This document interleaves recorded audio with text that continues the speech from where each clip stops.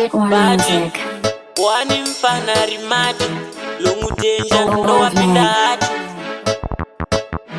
kaka ndibuka pachena kundaka nyara kana kuchema panga paina ruwana muchena ndiwo vakazviona akanditi tenja tonana rudo rwangu newe apachina asi ndava nemumwe mukomana ana kundipa mukana akanditi tenja tonana rudo rwangu newe apachina asi ndava nemumwe mukomana ana kundipa mukana ndakandozvitarisa pagilasi ndikati longu tenja ingandini wani ndichifunga kuti rimwe ziplani ndichigaya mukomana wachoko ambori hani ndakavanda bata demo ndikagaya kuti pamwe nditino time ndikazoti ayono anogona ari nonono akanditi tenja tonana rudo rwangu newe apachina asi ndava nemumwe mukomana ana kundipa mukana akanditi tenja tonana rudo rwangu newe apachina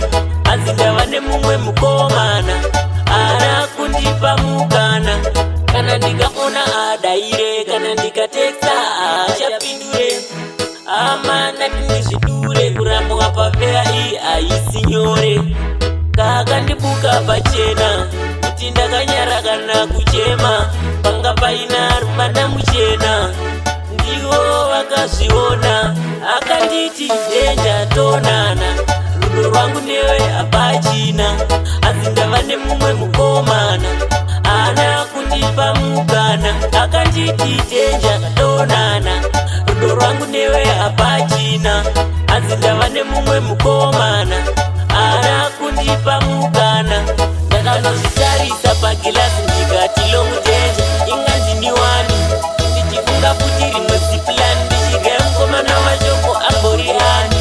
ndakavanda bata demo ndikagaya kuti pamwe nditino ndikazoti ayono anogona ari nonono akanditi tenja tonana rudo rwangu newe apachina asi ndava nemumwe mukomana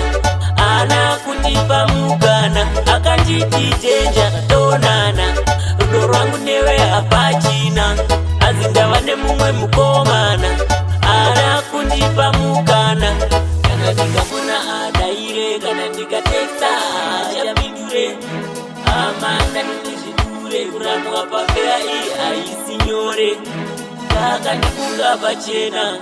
indakanyara kana kuchema panga paina rumana muchena